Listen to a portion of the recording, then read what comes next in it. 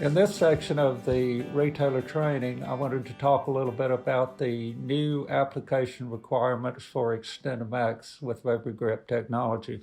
As most of you know, we originally had a label issued for 2 years in 2018.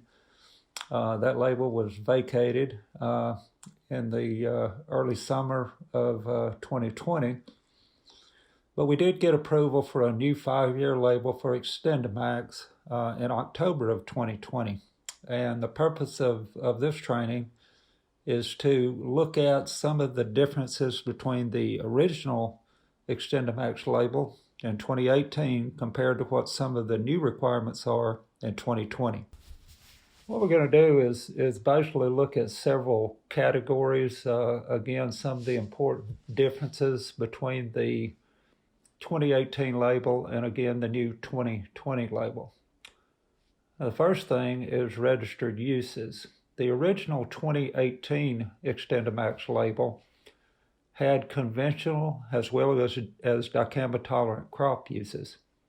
The 2020 label only has those uses for dicamba tolerant top.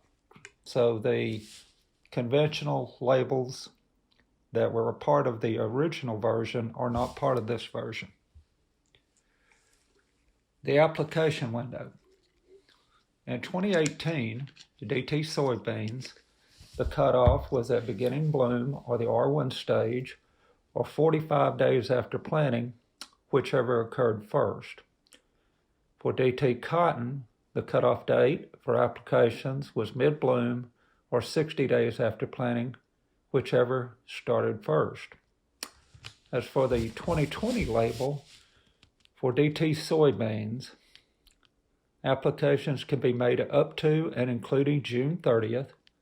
Any applications occurring after R1 are prohibited as crop injury may occur, and in no event can applications be made after June 30th regardless of growth stage. For DT cotton, applications can be made up to and including July 30th. Do not apply after July 30th, regardless of growth stage. Drift reducing agents, or DRAs. In 2018, you would refer to the XtendiMax application requirements.com website and use DRAs when they were applicable.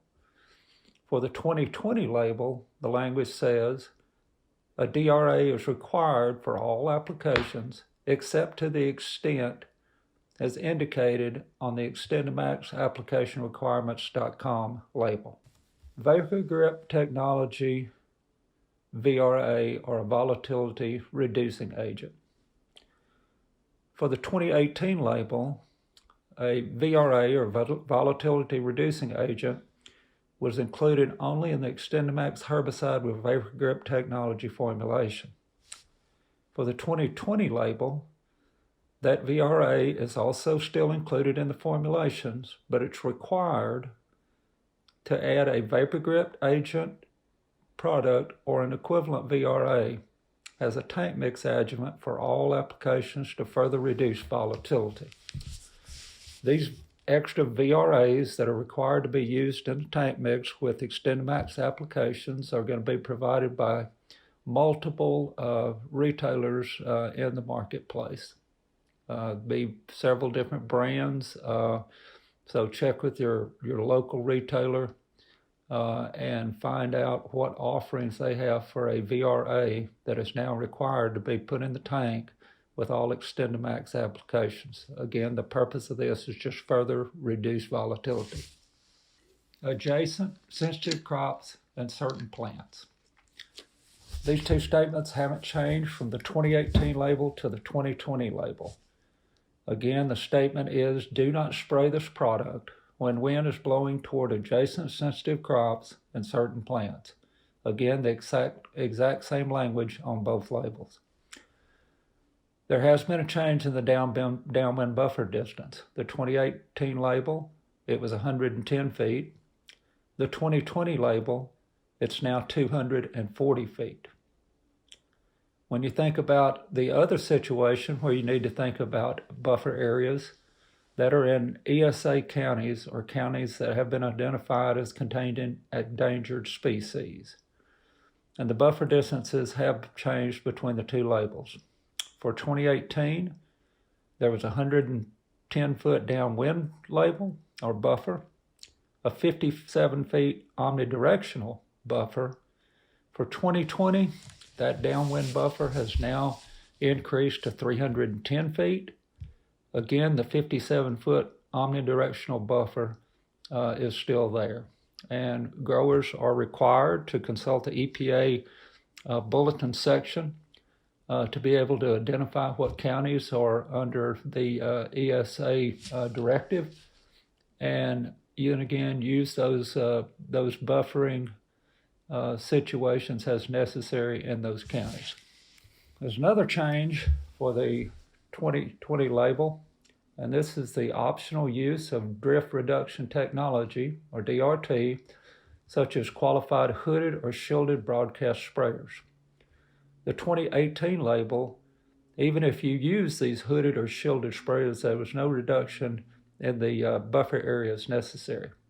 For 2020, the use of qualified drift reduction technology results in a reduced downwind buffer distance. In the Non-Endangered Species Act counties, that 240 feet downwind buffer now can go back to 110 feet. That's on the label. In the ESA counties, or those that are covered by the Endangered Species Act, that 310-foot downwind buffer can now be reduced to 240 feet. Again, you need to consult those EPA bulletins to determine what counties are in the ESA watch list.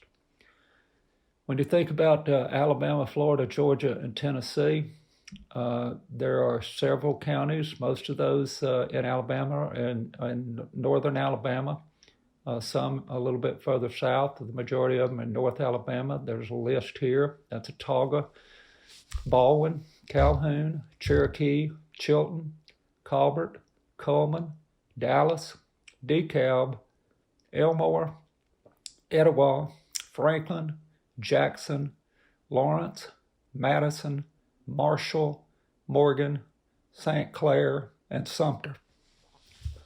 For Florida, a fairly short list, but some that are important in our geography: Bay County, Calhoun, Gadsden, Jackson, Palm Beach, and Washington.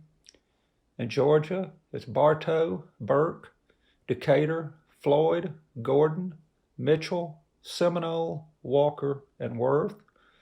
In Tennessee, it's Bedford, Bledsoe, Cheatham, Davidson, Fentress, Franklin, Grundy, Madison, Marion, Murray, McNary, Montgomery, Polk, Rutherford, White, and Wilson.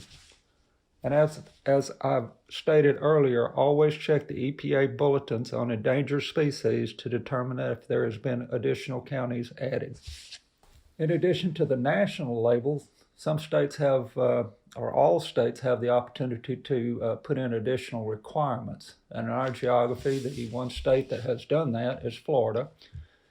And they have two additional requirements. The first is do not spray after June 20th, 2021. So that's the cutoff date for corn, for cotton and for soybeans. The other requirement they have is that do not apply this product if the air temperature at the field at the time of application is over 85 degrees Fahrenheit, or if the National Weather Service's forecasted high temperature for the nearest available location for the day of application exceeds 85 degrees Fahrenheit, do not apply. The label rate structure has changed a little bit. The 2018 label allowed pre-emergence or earlier applications up to 44 fluid ounces per acre, or 1 pound of dicamba. In crop applications, you could do 2 of those. They could be up to a max of 22 fluid ounces per acre, or a half a pound of dicamba.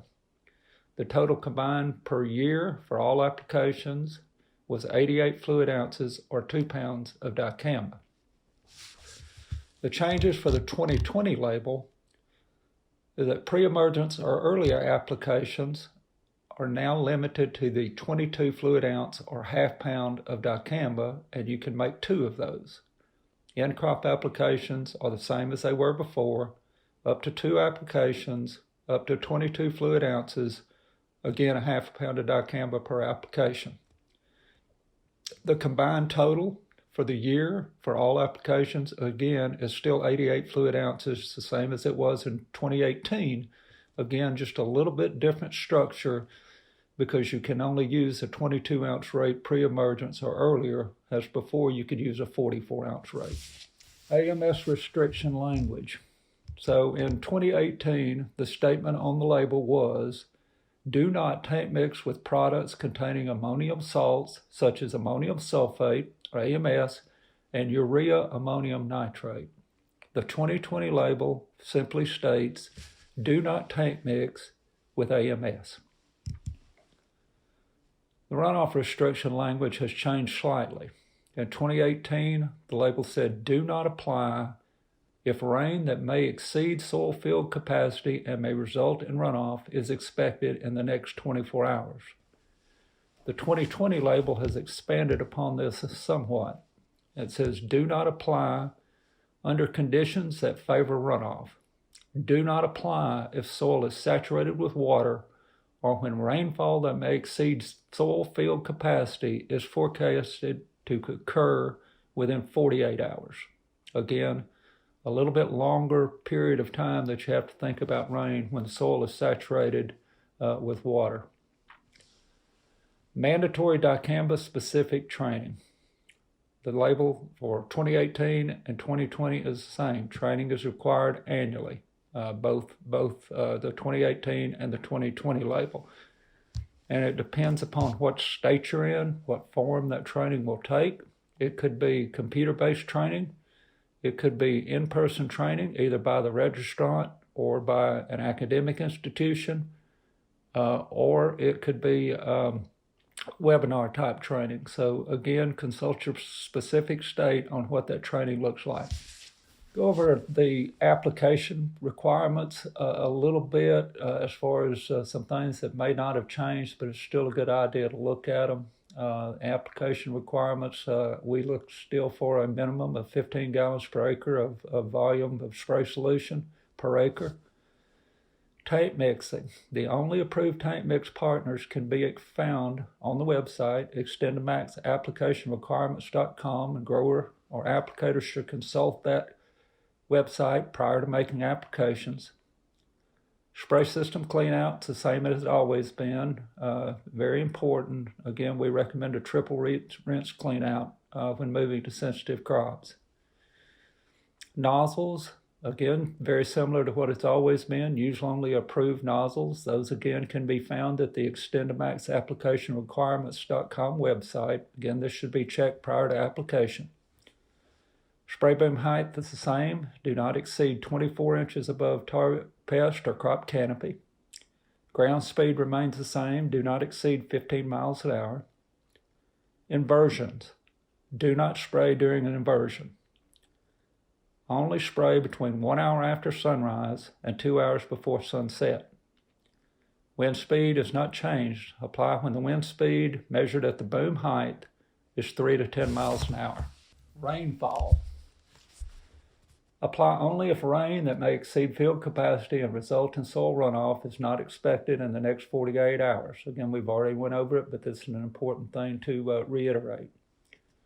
Adjacent sensitive crops and certain plants. Do not spray when wind is blowing toward adjacent sensitive crops and or certain plants as defined on the label. Downwind buffer. After determining no adjacent sensitive crops and or certain plants are downwind, maintain a 240-foot downwind buffer. Again, this can be mitigated somewhat by using some of the drift reduction technology such as hooded or shielded booms. Endangered species. Consult the Endangered Species Protection Bulletins for Endangered Species Act counties and the restrictions required.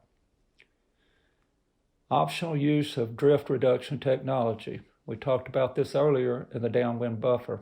Use of qualified hooded and shielded broadcast sprayers results in reduced downwind buffer distances down to 110 feet in those non-ESA counties and down to 240 feet in the ESA counties. This concludes the general update for the label changes for XtendiMax with the new 2020 5-year label. Again, this is not a substitute for mandatory training, just a little bit of an overview to try and highlight some of the significant changes from 2018 to 2020. And if you have any questions, please contact your local Monsanto rep for more information. Thank you. Thank you for watching this video. Now, let's move along to the next part of this 5-part video series of our 2021 Florida, Georgia, and Alabama retail training.